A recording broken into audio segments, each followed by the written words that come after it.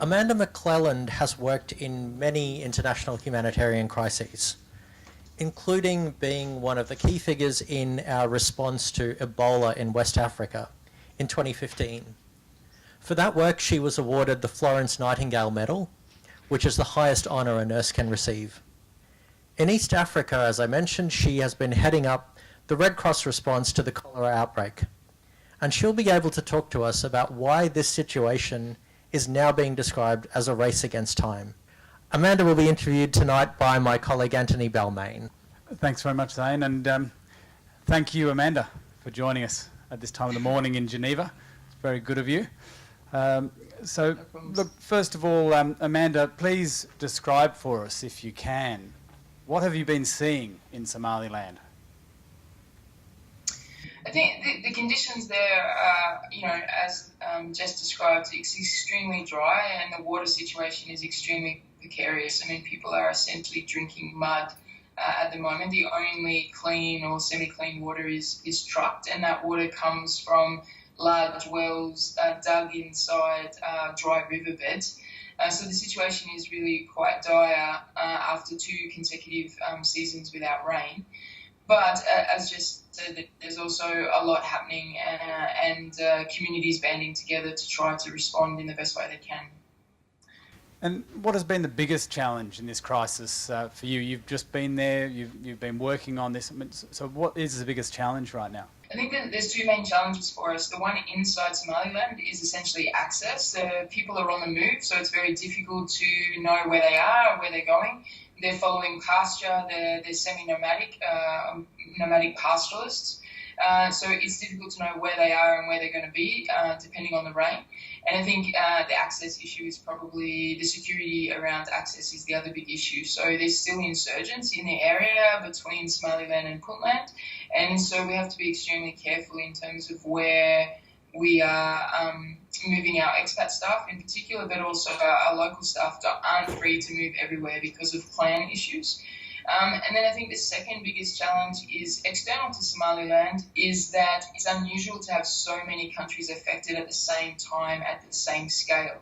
So although we've been talking mainly about those 4 to 5 countries that are heavily affected by food insecurity and potential famine now, including Kenya, Ethiopia, Somalia, Nigeria, and Yemen, there's 45 countries across the world at the moment in what we call IPC level 3, which is essentially crisis levels of food security, with 75 million people affected. So although our focus is on Somaliland at the moment, there's huge problems across the globe, and keeping a focus and knowing where to provide support when is a major challenge for us. And you've mentioned the scale of this crisis, but there's also, isn't there, one of the biggest ever single cholera outbreaks to be happening in one region right now? Yeah, I mean, our estimates today, the figures from Yemen are 120,000 cases. The numbers in Somalia across the region are 60,000. In Ethiopia, 30 to 40,000. So we're around 200,000 cases of cholera across the region. And although the media and many agencies are not looking at it as one outbreak, it essentially is, because of the population movement from North Kenya all the way up into Yemen. The movement of patients with cholera and populations between those areas means that we're really trying to address it as one outbreak. And so this is by far the largest outbreak we've seen since Haiti, and in an area probably the size of half of Europe. So it's extremely difficult outbreak to control. How do diseases like cholera still exist in the 21st century? It's a really good question. I think we're working towards that, but the main issue is really around water and sanitation. Cholera was eradicated from Europe because of the Industrial Revolution, because of tapped water supply, because of sewers and flushing toilets and things that we really take for granted. And those facilities aren't available in a lot of locations, especially where cholera thrives. So we have these very old diseases making resurgence, and they take advantage of the lack of water and sanitation, but also the lack of access to healthcare And they seem to thrive in these areas where we have limited access and poor insecurity, and then spread from there, which is what we've seen with this cholera outbreak. Well, many are hoping for the best, but it seems like the rains are failing at the moment in Somaliland and across East Africa. What's actually taking place? I mean, are we edging closer to famine? We've had mild to moderate rains in some locations. There's been very little rain in Somaliland specifically, but in parts of Ethiopia and Kenya there has been mild to moderate rain, so some crop production, food security is stabilising, but definitely not in Somaliland and Puntland. We haven't seen the rains that we've needed. We have missed the planting season, so we're in for at least another 6 months of food insecurity. I think without the international assistance, we would already be at famine levels. I think we're stemming the tide at the moment, but the cholera is definitely pushing people to the brink. The cycle of infection and malnutrition is really what takes people over the edge. Once especially the pediatric patients, the children get cholera, they lose weight.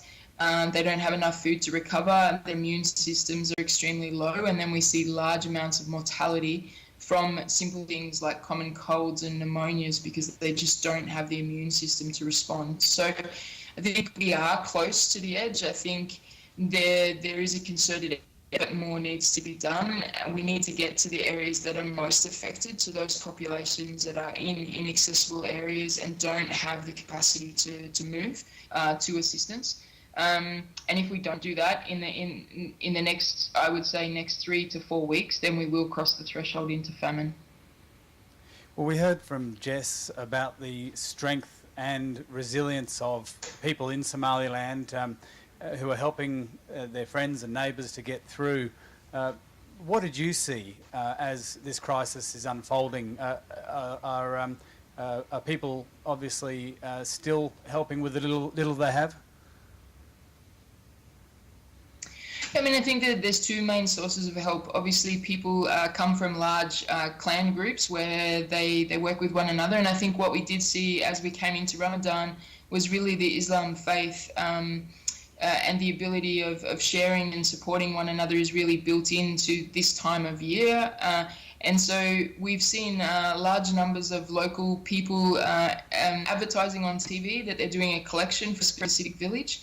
They actually go door to door and knock on the door and ask for oil, sugar, rice, and people hand over whatever they can. And then we saw large trucks leaving Hargeisa, mobilised by community members to go and to deliver to specific villages. And I mean, it was extraordinary to see the amount that they were able to mobilise and the consistency that people were giving. Some of our staff were explaining to us that they buy extra food and keep in the house to be able to give to these door knock donations that come around and mobilise support. And I think, this is really grassroots level helping one another. But I think the other major support that the Somalis have is a huge diaspora, including that in Australia. I think in the 2011 famine, I was in Mogadishu during the famine there, where we saw 260,000 people die and the conditions were absolutely horrific. We saw the amount of money poured in from the diaspora 10 times that of what governments and NGOs poured into Somalia. So that diaspora cash flow really provides an extremely important resource for the people in Somali and especially Somaliland. And does that help motivate you? I mean, it must be very tough for you going to places like this on a regular day in, day out basis, seeing what you see. Does that sort of human spirit motivate you? I mean, I think there's a number of things to motivate, but definitely I find the volunteers by far the most motivation. I mean, working with the Somaliland and Puntland teams to hear their stories, and the nurses especially, I was working heavily with a number of nurses who had worked together in Mogadishu and had to evacuate during the civil war and had continued to provide support over the last 20 years despite huge barriers. And they'd fundraised their own nursing school, and we had to take over that nursing school to set up a treatment centre at one point and provide extra support. And we saw 100 nursing students working for free for over a month, providing support. And this is really the type of attitude that they have. They the nursing students were extremely keen for support and training, but had been giving up their classes and working for free until we were able to arrive and provide some support for them. And this is really the attitude both of the population and the national society, and that's extremely motivating. And what's it like for you emotionally and for your Somali Red Crescent colleagues dealing with a crisis like this? Yeah, I mean, I think it becomes difficult. I mean, Jess was able to really showcase individual stories, and I think it's difficult for me to get down to that level. I'm working on large disease outbreaks and malnutrition across the population, and I think to some extent it's easier for me to think about large populations because it does get very difficult when you are trying to assist individuals and when there's so many individuals that require support and assistance.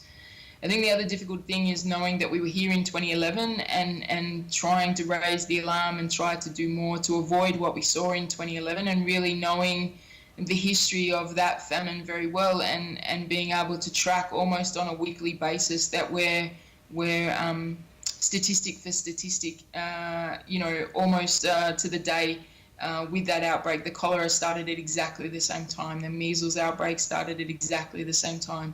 So we know historically that the malnutrition peak is coming in the next 4 weeks, and I think that's what's difficult, that we're racing it against time to try to turn the curve is how we term it. How do we turn the curve of malnutrition rates and cholera rates to really try to get away from that famine threshold? And how much can we do as quickly as we can to save lives? And I think that's, we term it a slow onset emergency, but there's nothing, it doesn't feel very slow at the moment. It's extremely dynamic, and we're extremely busy trying to meet the needs as disease changes, as populations move, and as we get more data about where the vulnerability is. So it's extremely difficult to work at this scale and this speed for this long. Well, obviously a massive response by the international community, but obviously particularly in Somaliland and in East Africa. Can you see some rays of hope? I think events like this are a significant ray of hope. I think the difference for me is in 2011, there was no visibility on a situation like this until August, until it was too late, and it was very lonely being in Mogadishu then with very few agencies or donors responding. So I think this one is different. The alarm bells have been ringing earlier. I think there is more focus on trying to do more. It'll be whether we did it fast enough, whether we did it early enough, and whether we're able to maintain it for long enough. I think, as you mentioned, the rain hasn't come, and so this isn't something that's going to go away. So the important thing for me is that we can sustain this level of support for as long as it's required, and almost more importantly is that we're able to do more to help people recover. The reason that we're in this situation is because the gap between 2011 and now was so short, and people weren't able to recover, and they still had major vulnerabilities and lack of assets and those types of things. So it's really the sustainability of this level of support and what we can do to bring people back to a level where they have some resilience themselves. Amanda, thanks very much, and I think everyone would love to thank you as well. Thank you. No problems, thanks.